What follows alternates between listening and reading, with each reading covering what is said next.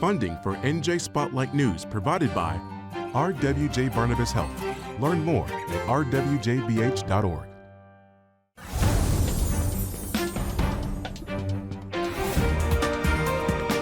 From NJ PBS Studios, this is NJ Spotlight News with Brianna Venozzi.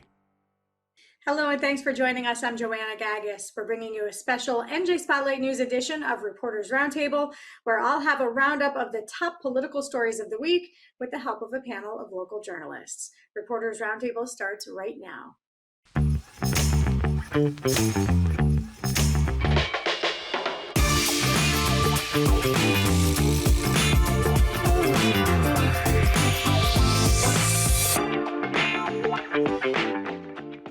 Well, the summer is still in full swing, and even though legislators are on vacation, there's still plenty happening in Trenton and around New Jersey. Another person has died while in ICE custody at Delaney Hall, and lawmakers are still reeling from the fallout of the voter registration errors at the Motor Vehicle Commission.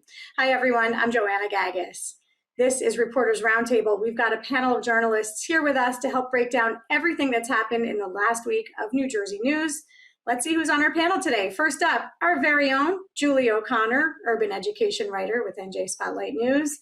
Back by popular demand, Joey Fox, reporter with Politico NJ. And joining me for the first time on this show is Terrence McDonald, editor for New Jersey Monitor. Well, a man died while he was detained at Delaney Hall in Newark. His name, Edwin Giovanni Lopez Cornejo. He'd been in the country 20 years. He came here as a child. His brother says he had a work permit and he had a 12-year-old daughter. Terrence, I want to start with you. What more do we know about the details surrounding his death? Not many. We know that he died on Saturday. I believe the story from ICE is he died at University Hospital. His mother, who spoke to one of my reporters, Sophie Nieto Munoz, said that she has not heard from Geo Group or ICE. I believe ICE disputes that. And we know that his family and his supporters want Governor Sherrill and the Attorney General to investigate his death, and they want medical records out of Geo Group and or ICE. I know his mom said that he was on diabetes medication, also medication for blood pressure and seizures. She believes he was denied medication while he was there. We did reach out to ICE for comment, and they told us that he received proper medical care while in ICE detention. But this is not the first death at Delaney Hall. In fact, there have been multiple. We heard from Congressman Rob Menendez earlier in the week, who said that there was a man who died but was released from ICE custody so that his death wasn't reported by ICE. Terrence, have you heard anything to verify that or perhaps dispute that? No, we have not. I have not heard back from ICE on our questions about that. The problem is there's really no other information other than a sort of vague date. There's no name. And so it's difficult to track that down, but we're trying to. We see reported that there have been at least 24 deaths for people in ICE custody this year. I believe the number is 33 for 2025. Joey, we had Congresswoman LaMonica McIver on the show this week. She and other leaders, including Governor Sherrill, continue to call for the closure of Delaney Hall. Those calls obviously have fallen on deaf ears in the Trump administration. There's no interest at all in closing Delaney Hall or any of the immigration detention centers. In fact, they are looking to open more. Do deaths like this put any type of pressure, as far as you can see, on the administration to reform, to make reforms, or perhaps even to close any facilities? I mean, I certainly think it sort of bolsters the case that a lot of Democratic office holders have made, which is that these places are, contrary to being somehow important to the Trump administration and important to keeping Americans safe, are instead places where people go to disappear and die. That's sort of what Democrats are saying. And any time that somebody actually does die in one of these, that obviously bolsters that. And I think the fact that the most recent death of Edwin Lopez Cornejo, the fact that he was, not a violent criminal, not any of these things that the Trump administration says everybody they're detaining is, probably lends even more credence to that. But the question is, does the fact that people are now believing that these centers are, not sort of what they were led to believe, maybe does that actually put any political pressure on a Trump administration that has not shown particular interest in bowing to that kind of pressure in the past? I can't say. Well, this is where the issue of voters come in, right? How much do you see this issue being central in the midterm elections? Do you see voters caring enough about this to be something that creates a swell for Democrats or a push for perhaps a blue wave that they're hoping for? I do think voters care about this. I think that a lot of the voters who are most engaged on this are people who would never really consider voting for a Republican in the first place. So I'm not sure how much effect it has on that front. But I do think that immigration is clearly one of the issues that propelled Donald Trump into the White House in 2024. And the more that it becomes sort of an albatross for Republicans rather than a campaign benefit, then that's something that Democrats can certainly use. I think that the fact that one of the proposed detention centers is in a Republican congressman's district, and Tom Kean Jr.'s district in Roxbury, will only sort of add fuel to that fire as well. Yeah, we may get back around to those, the different races that are happening in the midterms. Let's see how timing goes. But Julie, when we're talking about the midterms, we've seen consistently education issues be front and center in the last several elections, in particular here in New Jersey, but it's been a national issue, especially conversations around parental rights. Are you hearing that as we head into this midterm election?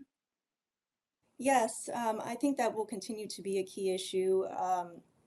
I think we'll also see debates again over school choice, school vouchers, also folks who talk about protecting public schools, dealing how to best deal with teacher shortages.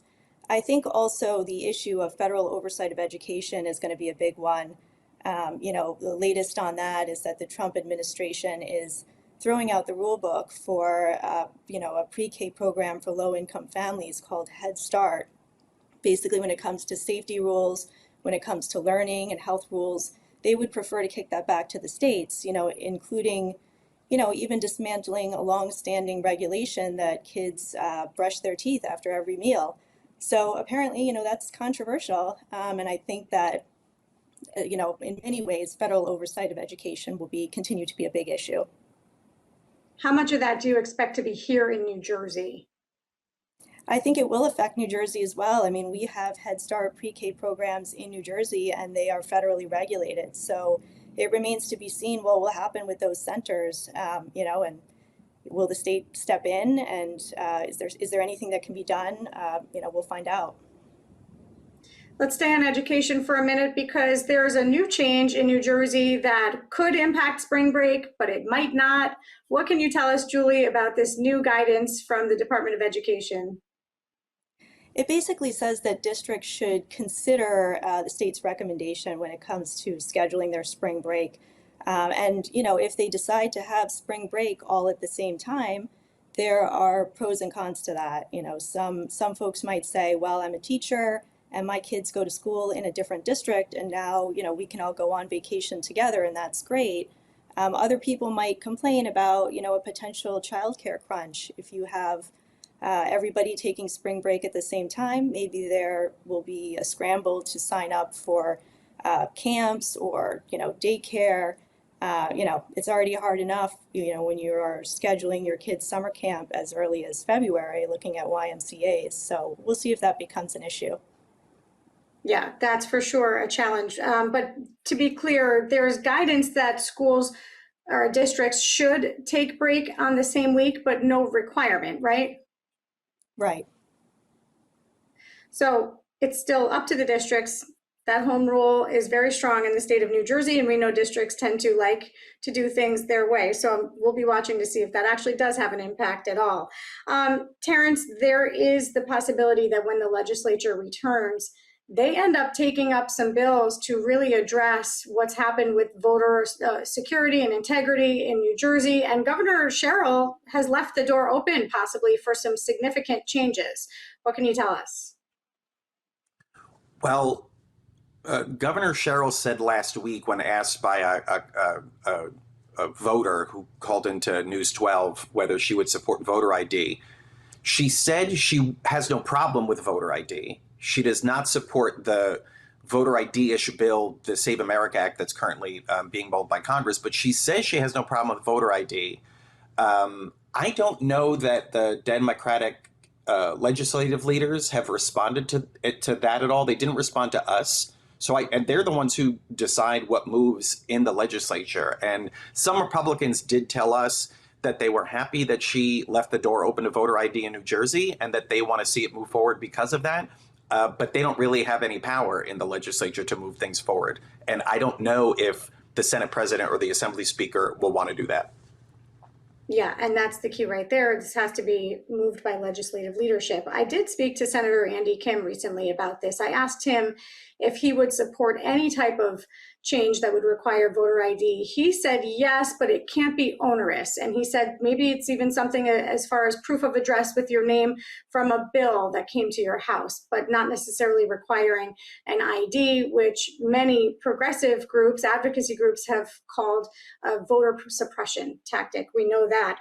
But there are other bills, and there's one in particular, Terrence, that was sponsored by Senator Beach and Senator Corrado that would make changes to the registration process. I'm curious if you see that as a smaller bite at the apple that could maybe move through. Yeah, it's possible that could move forward if that's bipartisan. The Democrats, depending on how this issue is looking in the fall, Democrats in the legislature may want to say, we fixed this, or we did something to fix this issue, so that they can sort of declare it over and done with. But it really, I think, depends on what the atmosphere like in September and whether folks have moved on from that issue or not. Yeah, Joey, I'm sure it's an issue that Democrats want to move on quickly from, but there are still calls for hearings. And in fact, we know Congressman Van Drew has said he intends to hold hearings in the House. Do you have any more information as far as what he's planning there?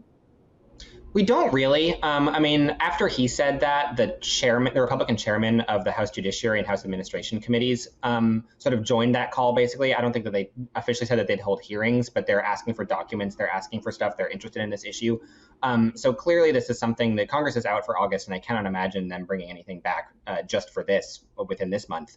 But again, once September rolls around, I could see stuff happening. I could see maybe subpoenas going out if Cheryl doesn't, sort of hand over what Republicans are looking for. The big X factor here also is that we have no idea what the timeline for the state's independent review of this is. And a lot of Democrats have said we don't really want to take any action until we see the results of that review. So there's a lot sort of pending with that. And I think once that comes out, we should have a lot more answers. We just don't know what the timeline for that is or even what answers we're going to necessarily be getting. Yeah, and that review is being headed by CSG, which is a law firm that is owned and has one of the partners is former New Jersey Attorney General Jeff Chiesa. He's gotten a lot of bipartisan support in terms of people thinking that it'll be a fair review of what's happened, but there are still calls for legislative committees with subpoena power.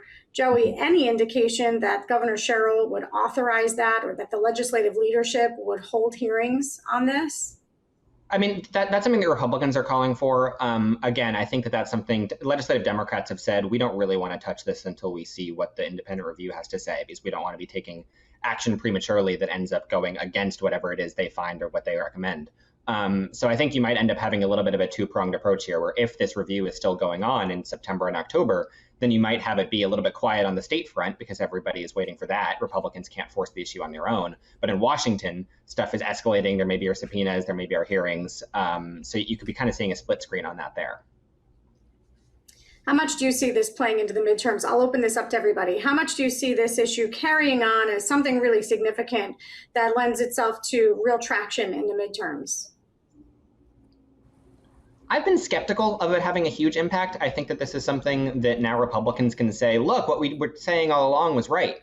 So that sort of that blunts one avenue of Democratic criticism of Republicans, and it allows for Republicans to sort of claim a little bit of a victory lap. But I just don't know how many voters were basing their votes on anything even remotely approaching this issue to begin with. It's not something that the people in New Jersey's top swing districts are talking about, like the candidates themselves. And it's just, it's not an issue that has clearly driven voter preference. Yeah. Julie, you recently wrote about a really heartbreaking and disturbing story, personal narrative about alleged abuse happening inside a special education classroom. This is a really important issue, one that a lot of folks care deeply about, but are split on. Can you just help us understand what the issue is when it comes to special education classrooms and having cameras in them? This is a debate even among families of special education kids. Do we want to have cameras in the classroom to protect both students and staff and to provide an objective record of what goes on in that classroom? I spoke with several mothers, from Newark to Atlantic City to Elizabeth, and these are parents of very vulnerable children, nonverbal children with autism, and the stories they told were heartbreaking. One child was coming home with unexplained injuries for years. This is in Newark, and the mother just couldn't get any answers from the district. Another child from Elizabeth wandered somehow out of a school van and halted highway traffic on Route 78. And the mother says the only way she found out what happened, which was that aides just did not properly strap him in as required, was because she sought footage from the school van's camera. And another mother talked about her child escaping from the classroom unnoticed a couple of times, even though she had a one-on-one aide and there were many adults in the classroom. So for this reason, these parents and other advocates are calling for cameras, at least in special ed rooms, maybe even throughout the school, but it remains controversial. A lot of people have privacy issues. They question whether the footage will be misused. So I think we'll see a debate on that again in the fall. Senator Shirley Turner plans to introduce a bill yet again that would require these cameras in special education rooms throughout New Jersey. So we'll see how far it gets this time. We know that New Jersey has one of the most powerful teachers unions. Where do they stand on this issue? Have they weighed in? The New Jersey's largest teachers union was fairly non-committal. I mean, they did express sort of some vague privacy concerns about the bill. The last time that the bill was proposed, it really went nowhere, but that was not so much because of opposition as just sort of a failure of, gaining the momentum with advocates and parents and, having an assembly sponsor that was able to stick with it. So we'll see. I mean, in other states, we have seen opposition from teachers unions. They've argued that, maybe this footage will be used in routine teacher evaluations. They don't like that idea. We've seen also parents worried that the footage will wind up somehow on social media or that their child's meltdown will be used, against the child as part of a permanent record. But I did speak with experts who say that has not happened in other states for the past decade that have had these cameras. Yeah, interesting. We'll see what happens when the legislature comes back, if that bill has any traction. Terrence, we've got some news about Governor Murphy. Haven't really seen or heard much from him since he left office, except he's now commissioned a painting. What's happening there? Yes, this was a great story by one of Joey's colleagues, Dan Hahn at Politico, who got records showing that the cost of Murphy's portrait, his official portrait in the State House, is going to be, I think it was $135,000, which is a record. Potentially that's inflation. Potentially it's because Dan Hahn wrote that the artist involved is sort of world renowned and has painted a lot of very high profile figures. So I don't know when that painting is happening. I don't know what the timeline is, but I guess we'll see it in the next couple of years. I think the comparison, the closest comparison is Governor Christie's painting that was commissioned for somewhere in the $85,000 range. Is that right, Joey? Yeah, that's right. And I think numbers. Dan did the calculations and adjusted for inflation. That lands in like the 110,000 range in today's dollars versus Murphy's 135,000. And what Dan also noted is that the Christie portrait, I mean, Christie became such an easy punching bag late in his tenure. That made national headlines. The Washington Post was writing whole articles about Governor Chris Christie's portrait, and now we've got one from Governor Murphy that's even more expensive. But he has not become a national figure in the same way, so I doubt we're going to get the same kind of uproar. I get why we did paintings of governors in the 1800s, but I think maybe we can just start taking photos of them.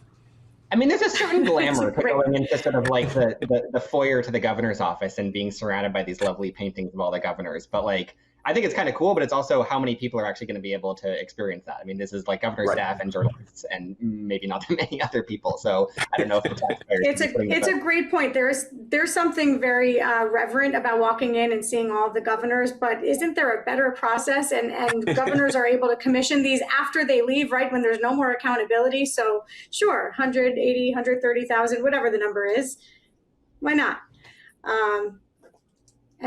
Interesting to see if there will be any potential pushback or legislation that comes out of this. Maybe someone will want to rein in the spending, maybe not. Julie, I want to pull you in here because there was a story that we've been following here at NJ Spotlight News of Shore Investigates, this journalist Ben Shore trying to take on the Cherry Hill School District. You know, you've had to submit Oprah requests and try to get information from school districts. They hit him with a slap lawsuit. What happened there? This lawsuit's been resolved. Can you tell us what the implications are here for journalists? Well, I mean, I think the message is pretty clear. You know, submitting 1 or 2 public records requests a month is not harassment. You know, it's journalism. And in this case, I believe the local school board is now going to have to pay the legal fees for this defendant who they sued. So, you know, again, it sends a clear message that, you know, free speech wins here, and you can't bully journalists for asking questions. This came after the state passed some real restrictions on Oprah and how Oprah requests and when Oprah requests can be filed. Do you see this as maybe a turning point to indicate that, you know, these SLAPP laws in New Jersey, these anti-SLAPP laws in New Jersey are strong enough to withstand even some of the changes that came from the Oprah changes? I'm not sure. I mean, I certainly think it's encouraging, but, you know, the Oprah changes really put some new restrictions that, you know, on this whole process that journalists are still grappling with today. So I think to a certain extent, you know, it's not going to change sort of the day-to-day of what journalists cope with when trying to get, you know, information that, you know, records that are called public records for a reason because they're public. But, you know, it's good to see the issue come to the forefront and to see a win for free speech. Yeah. Joey, Congressman Tom Kean Jr. getting some heat because while he was away from Congress for about 4 months, he was dealing with a mental health issue. Stock trading was still happening. What can you tell us? Yeah, so he says that, and he's said this since he joined Congress, that he has no involvement in any of his stock trades and that it's all handled by independent investors without his input. And, you know, I don't think anybody is necessarily doubting that that is true. He could have set up a system that would have formalized that, but for a couple of sort of arcane reasons, he did not do that. But Democrats are saying, you know, that still doesn't absolve him from, like, this is still his money. This is still him profiting off of this. And why is it that when he wasn't able to do anything else publicly for that 4-month stretch where he was absent from Congress, why are there still stock trading disclosures going out with his signature on them? So I think that both sides genuinely have pretty fair points to make here. And it's going to clearly be a campaign issue in November. I mean, Democrats are really signaling that they're going to run hard on this. I think in part because this is a way of reminding voters about the odd situation of his disappearance without sort of making fun of him or making light of the fact that it was in fact for depression and that it's, you know, for an issue that that touches a lot of voters personally. Yeah, is this the only way they can come at him without seeming insensitive or perhaps throwing themselves into the fire? I think it's maybe the most frictionless way. There was another Democratic group that is airing an ad now that sort of attacks Kean for voting against a paid sick leave policy when he was in the legislature. So that was sort of another angle of, you know, how come Tom Kean Jr. got 4 months of paid sick leave in Congress, but he voted against that same thing for New Jersey families. So that's another sort of attempted attack line. I haven't seen that one as frequently, so I do think that they see the stock trades. I mean, just people don't like congressional stock trading in general, and it just polls horribly. They all want it to be banned. Everybody thinks that Congress is just corrupt and in it for itself, and this is sort of adding a new angle to that. Let me just quickly switch gears and ask to lighten the mood a little bit. Who's got a great summer story that they've loved to cover? Julie, tell us your favorite summer story. Well, recently I went to a laundromat in the South Ward of Newark, and I got to listen to a bunch of kids read stories that they had written themselves. And this was part of a program called Bedtime Stories. It's run by a former teacher who lives in Newark. And it was just really inspiring to see, Yeah. and I encourage folks to check it out. That's beautiful. Terrence, what do you got? Mine's not quite as inspiring, but I will say that earlier this year there was a minor controversy in the legislature because some Democrats wanted to pass a resolution making the hazelnut the state's like official nut. And some folks like Assemblyman Brian Bergen, a Republican who hates those kind of things, went off about how, that was illustrative of how stupid the legislature is and they waste time on dumb things. But one of the reporters I work with, Dana DiFilippo, sort of did a deep dive into this just to talk to some farmers and some agriculture experts who said there really is this effort to try to make hazelnut like a really important product of New Jersey's agriculture in a way that the Jersey tomato is. And so it might still be stupid to call it the state's official nut via proclamation of the New Jersey legislature, but there is a serious effort to get New Jersey known for hazelnuts. We all remember see where that great goes. Kimchi Day War of 2023 or whatever it was, Yes. when the legislature could not stop debating whether to make a kimchi day. All right, I love that. We do have to leave it there. I'm sorry to close, but Julie, Joey, Terrence, thank you all so much. Great conversation. Great, thanks. You can follow me on Instagram at Joanna Gagis NJ, and go ahead and scan that QR code right there on your screen to see more episodes of Roundtable. That's going to do it for us. I'm Joanna Gagis. For the entire team here at NJ Spotlight News, thanks for being with us. Have a great weekend. NJM Insurance Group, serving the insurance needs of residents and businesses for more than 100 years.